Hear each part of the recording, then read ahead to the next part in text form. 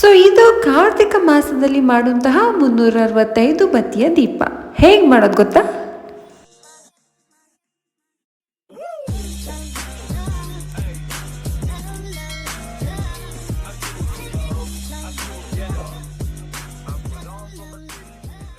Hi hello welcome back to my YouTube channel. ನೀವು ನೋಡ್ತಾ ಇದ್ದೀರಾ Vedita vlogs. So already video ಸ್ಟಾರ್ಟಿಂಗಲ್ಲೇ ನೋಡಿದ್ದೀರಾ ಇವತ್ತಿನ ವ್ಲಾಗ್ ಏನರ ಬಗ್ಗೆ ಅಂತ. ಹೌದು, ಕಾರ್ತಿಕ ಮಾಸದಲ್ಲಿ ಹಚ್ಚುವಂತಹ 365 ಬತ್ತಿಯ ದೀಪ.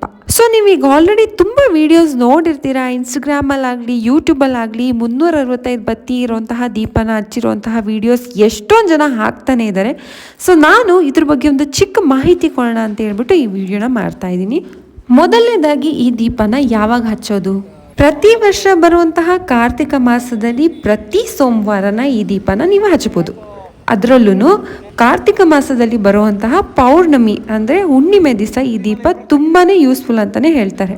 ಇನ್ನು ಎರಡನೇದಾಗಿ ಈ ದೀಪನ ಯಾವ ದೇವರಿಗಾಗಿ ಅರ್ಪಿಸೋದು?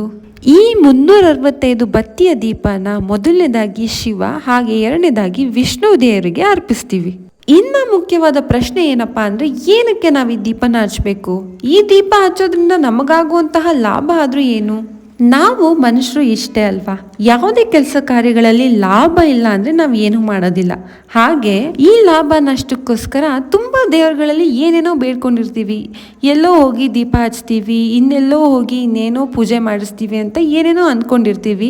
ಸೊ ಅದನ್ನೆಲ್ಲ ಮರ್ತೋಗಿರ್ತೀವಿ, ಅಥವಾ ಮಾಡಿರಲ್ಲ, ಅರ್ಧ ಮಾಡಿರಲ್ಲ, ಅಥವಾ ಪ್ರತಿನಿತ್ಯ ಮನೆಯಲ್ಲಿ ಹಚ್ಚುವಂತಹ ದೀಪ ಕೂಡ ಯಾವುದೋ ಒಂದು ಕಾರಣದಿಂದ ನಾವು ದೀಪ ಹಚ್ಚಿರೋಲ್ಲ. ಸೊ ಈ ಥರ ತುಂಬ ಆಧ್ಯಾತ್ಮಿಕ ಕಾರ್ಯಗಳಲ್ಲಿ ಅಡಚಣೆ ಮಾಡಿ ದೀಪ ಹಚ್ಚದೆ ಬಿಟ್ಟಿರ್ತೀವಲ್ಲ.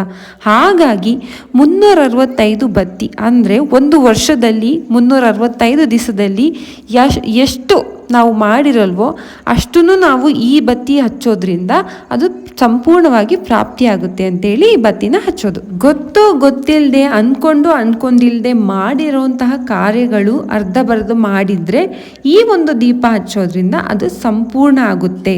ಸೊ ಇದರಿಂದ 365 ದಿವಸ ಕೂಡ ನಮ್ಮ ಆರೋಗ್ಯ, ಆಯುಷು, ಅಭಿವೃದ್ಧಿ ಎಲ್ಲ ಚೆನ್ನಾಗಿ ವೃದ್ಧಿ ಆಗಲಿ ಅಂತ ಹೇಳ್ಬಿಟ್ಟು ನಾವು ಈ ದೀಪನ ಹಚ್ತೀವಿ. ಇನ್ನು ಕೊನೆಯದಾಗಿ ಈ ದೀಪ ಹಚ್ಚೋದು ಹೇಗೆ?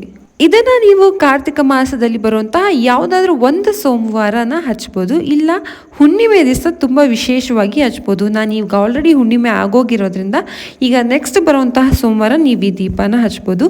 ನೀವು ಯಾವುದಾದ್ರೂ ಗ್ರಂಥಿಗೆ ಅಂಗಡಿಲಿ ಹೋಗಿ ಕೇಳಿ 365 ಬತ್ತಿನ ಕೇಳಿದ್ರೆ ಕೊಡ್ತಾರೆ. ಇದೊಂದು ಜಸ್ಟ್ ಒಂದು 15-20 ರೂಪಾಯಿ ಈ ಪ್ಯಾಕೆಟ್ ಸಿಗುತ್ತೆ. ಅದನ್ನು ತೊಗೊಂಡು ಬಂದು ಮೊದಲಿಗೆ ಅಡಿಕೆ ಎಲೆ ತಟ್ಟೆ ತಗೊಳ್ಳಿ. ಅದರೊಳಗೆ ನೀವು ಅದರ ತುಂಬ ಅಕ್ಕಿ ಹಾಕಿ ಸ್ವಲ್ಪ ಅರಿಶಿನ ಕುಂಕುಮ ಎಲ್ಲ ಅದ್ರ ಮೇಲೆ ಇಡಿ, ಜೊತೆಗೆ ಹಚ್ಚು ಬೆಲ್ಲ ಇಡಿ. ನೀವು ಅಕ್ಕಿ ಮೇಲೆ ಓಂ ಅಥವಾ ಸ್ವಸ್ತಿಕ್ ಎರಡರಲ್ಲಿ ಯಾವುದನ್ನಾದ್ರೂ ನೀವು ಬರಿಬಹುದು. ಇನ್ನು ಜೊತೆಗೆ ವಿಳೆದೆಲೆ, ಅಡಿಕೆ, ಬಾಳೆಹಣ್ಣು ಹಾಗೂ ಸ್ವಲ್ಪ ದಕ್ಷಿಣೆನ ದೀಪದ ಪಕ್ಕನೇ ಇಟ್ಬಿಡಿ. ಸೊ ಈ ದೀಪನ ನೀವು ತುಪ್ಪ, ಎಳ್ಳೆಣ್ಣೆ ಅಥವಾ ಕೊಬ್ಬರಿ ಎಣ್ಣೆ ಈ ಮೂರರಲ್ಲಿ ಯಾವುದಾದ್ರೂ ಒಂದನ್ನು ಬಳಸಿ ನೀವು ದೀಪನ ಹಚ್ಬೋದು. ಇನ್ನು ನೀವು ಈ ದೀಪನ ನೀವು ಯಾವುದಾದ್ರೂ ಶಿವನ ದೇವಸ್ಥಾನದಲ್ಲಿ ಹಚ್ಬೋದು, ಅಥವಾ ನಿಮ್ಮನೆ ಹತ್ರ ಯಾವುದು ಶಿವನ ದೇವಸ್ಥಾನ ಇಲ್ಲ ಅನ್ನೋದಾದರೆ ನೀವು ನಿಮ್ಮ ಮನೆಯಲ್ಲಿರುವಂತಹ ತುಳಸಿ ಕಟ್ಟೆಯ ಮುಂದೆ ಕೂತ್ಕೊಂಡು ಈ ದೀಪನ ಹಚ್ಬೋದು. ನೀವೇನಾದರೂ ದೇವಸ್ಥಾನದಲ್ಲಿ ದೀಪ ಹಚ್ತೀನಿ ಅನ್ನೋದಾದರೆ ಮೊದಲಿಗೆ ತಟ್ಟೆ ಇಡೋ ಮೊದಲು ನೀವು ನೀರಲ್ಲಿ ನೆಲನ ಸ್ವಲ್ಪ ನೀರು ಚುಮುಕ್ಸ್ಕೊಂಡು ನೆಲನ ಶುಭ್ರ ಮಾಡಿಕೊಂಡು ಆಮೇಲೆ ತಟ್ಟೆನ ಇಟ್ಟು ನೀವು ದೀಪನ ಹಚ್ಚಿ. ದೇವಸ್ಥಾನದಲ್ಲಿ ದೀಪ ಹಚ್ಚಾದ್ಮೇಲೆ ಏನೂ ಮನೆಗೆ ತೊಗೊಂಬರ್ಬೇಡಿ, ಎಲ್ಲ ದೇವಸ್ಥಾನದಲ್ಲೇ ಇಟ್ಟು ವಾಪಸ್ ಮನೆಗೆ ಬಂದುಬಿಡಿ.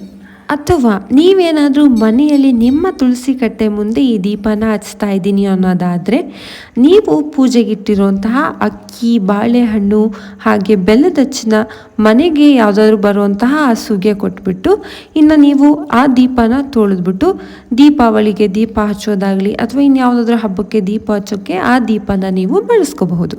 ಆದಷ್ಟು ಪೌರ್ಣಮಿಯಲ್ಲೇ ಹಚ್ಚಿದರೆ ತುಂಬ ಒಳ್ಳೆಯದು. ಇನ್ ಕೇಸ್ ನೀವು ಪೌರ್ಣಮಿಯಲ್ಲಿ ಹಚ್ಚೋಕ್ಕಾಗಿಲ್ಲ, ಏನೋ ಒಂದು ಅಡಚಣೆ ಬಂತು ಅಂತಂದರೆ ಯಾವುದಾದ್ರೂ ಒಂದು ಸೋಮವಾರ ಅಂದರೆ ಕಾರ್ತಿಕ ಮಾಸದಲ್ಲಿ ಬರುವಂತಹ ಯಾವುದಾದ್ರೂ ಒಂದು ಸೋಮವಾರ ಈ ದೀಪನ ಹಚ್ಚಿ ಇನ್ನು ಯಾವುದಾದ್ರೂ ಒಂದು ದೇವಸ್ಥಾನಕ್ಕೆ ಹೋಗಿ ಬನ್ನಿ. ಇನ್ನು ಸಂಜೆ ದೀಪ ಹಚ್ಚೋದಾದರೆ ಬೆಳಗ್ಗೆಯಿಂದ ಉಪವಾಸ ಇರಬೇಕಾ ಅಂತ ನಿಮ್ಮ ಪ್ರಶ್ನೆ ಬರ್ಬೋದು. ಖಂಡಿತ ಇಲ್ಲ. ಒಂದು ತಿಳ್ಕೊಳ್ಳಿ, ಯಾವುದೇ ದೇವರು ಯಾವುದೇ ಒಂದು ಪೂಜೆ ಮಾಡುವಾಗ ನೀನು ಹಸ್ಕೊಂಡು ಉಪವಾಸ ಇದ್ಕೊಂಡು ಮಾಡುವಂಥ ಯಾವ ದೇವರು ಹೇಳೋದಿಲ್ಲ. ಹಣ್ಣು ನೀರು ಏನೋ ಒಂದು ತಿಂದ್ಕೊಂಡು ನೀವು ಚೆನ್ನಾಗಿದ್ರೆ ನೀವು ಪೂಜೆ ಮಾಡೋಕ್ಕಾಗೋದು, ಅದನ್ನು ನೆನ್ಪಿಟ್ಕೊಳ್ಳಿ. ಬಟ್ ಇದಕ್ಕೆ ಪರ್ಟಿಕ್ಯುಲರಾಗಿ ಉಪವಾಸ ಇರಬೇಕು ಅಂತ ಏನೂ ಇಲ್ಲ.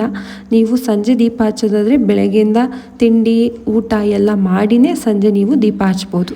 ಇನ್ನು ನಾನು ಕಾರ್ತಿಕ ಪೌರ್ಣಮಿಯಲ್ಲೇ ದೀಪನ ಶಿವನ ದೇವಸ್ಥಾನದಲ್ಲಿ ಹಚ್ಚಿದ್ದೀನಿ. ನಾನು ನಮ್ಮನೆ ಹತ್ರ ಇರುವಂತಹ ಮುಕ್ತಿನಾಥೇಶ್ವರ ದೇವಸ್ಥಾನದಲ್ಲಿ ದೀಪನ ಹಚ್ಚಿ ದೇವರ ದರ್ಶನ ಮಾಡಿಕೊಂಡು ಇವತ್ತಿನ ಪೂಜೆನ ಮುಗಿಸಿದ್ದೀನಿ.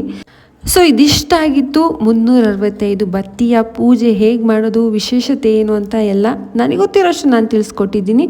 ಈ ವ್ಲಾಗ್ ನಿಮ್ಗೆ ಇಷ್ಟ ಆಗಿದ್ರೆ ಲೈಕ್ ಮಾಡಿ, ಶೇರ್ ಮಾಡಿ, ಕಮೆಂಟ್ ಮಾಡಿ, ಹಾಗೆ ನನ್ನ ಚಾನಲ್ನ ಸಬ್ಸ್ಕ್ರೈಬ್ ಮಾಡ್ಕೊಳ್ಳಿ. ಮುಂದಿನ ವಿಡಿಯೋಲಿ ಸಿಗ್ತೀನಿ. Until then take care. Bye bye.